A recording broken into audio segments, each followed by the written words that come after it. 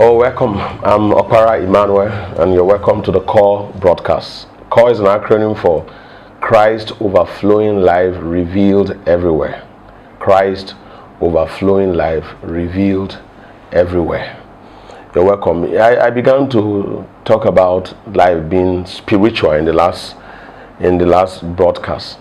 I said that life basically stems from the spirit. We told the story of Job. Job had a lot of things happen to him, but we know that it was first orchestrated from what happened in the spirit. Satan met God and told God he was going to deal with Job. If he deals with Job, Job will forsake God. Job will not be as faithful as God claims Job is. So he was allowed. But you see, when Satan came and began to act it out, in the natural, you didn't see Satan. In the natural, you probably saw the engineer who didn't design the building properly, or you saw the security operatives who did not function effectively, and because there were robbery operations, and you saw what they call the acts of God, the lightning, this thunderstorm that came and killed them. So they are actually in insurance categorized as the acts of God, but nobody ever saw what was behind it. Satan, actually spiritual. Now that's actually what we want to dwell with in this few segments, that life is spiritual. I've come to realize that life, number one, is spiritual. And then on earth here, the connection between spirits and matter is blood. I want to repeat again. The connection between matter and spirit is blood. Meaning, there is really nowhere you have spirits manifested, invoked, released without blood. That's why sometimes when you look at the Bible from Genesis to Revelation, you want to conclude that it's too bloody. But the point is not just for blood's sake, is that if you have to be in charge in this life, you have to be in control of the world of the spirit. And if you will control the world of the spirit, you will have to get blood to activate the spiritual realm. You will see that all through. So I want to start the series. I want to title Stand by Your Sacrifice. Now just follow, because I really want to read a lot of scriptures as we go by. I want to start from Numbers 23. Now the story of Numbers 23 was Balaam and Balak. Balak was the prince of the Moabites who invited Balak because Balak was the king of the Moabite who invited Balaam because Balaam was reputed as a prophet whose words never fall to the ground. Anybody he calls is cursed, and anybody he blesses is blessed.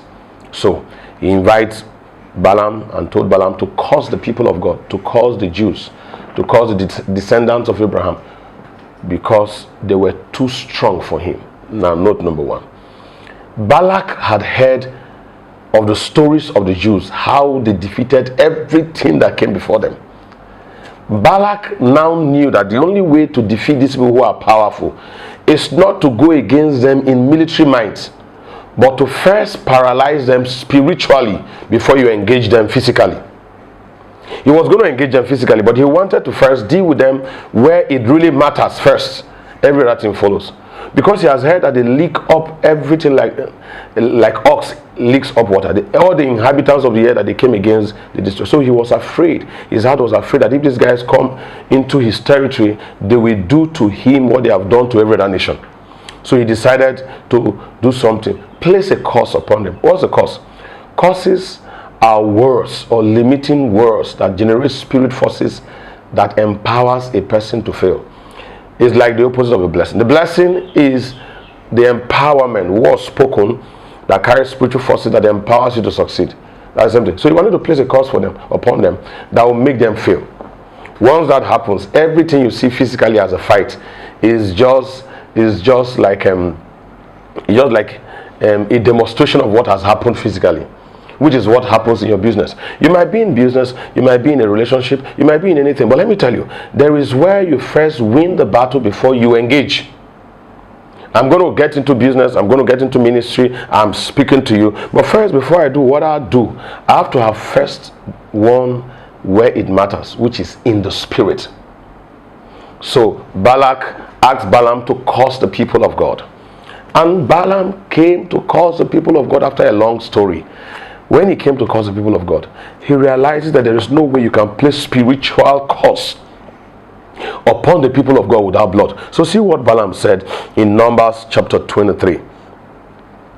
Numbers chapter 23, he told Balaam to come and curse the people of God. And then in verse 1, let me start from verse 1. And Balaam said unto Balak, build me here 7 altars, and prepare here 7 oxen and 7 rams. Listen, he was going to curse the people of God. Why don't you just curse them? I've told you earlier, spiritual forces are activated by blood.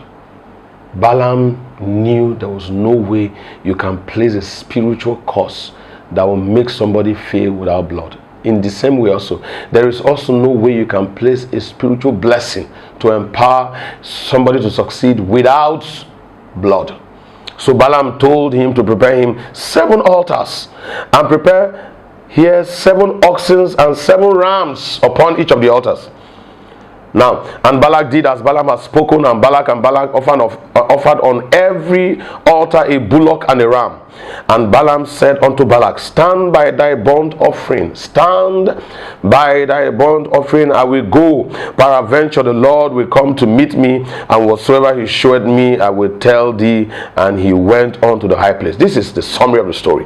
When he made these sacrifices, he told Balak, stand by your burnt offering, I will now go, and then I'll go and meet face to face with God, as it were.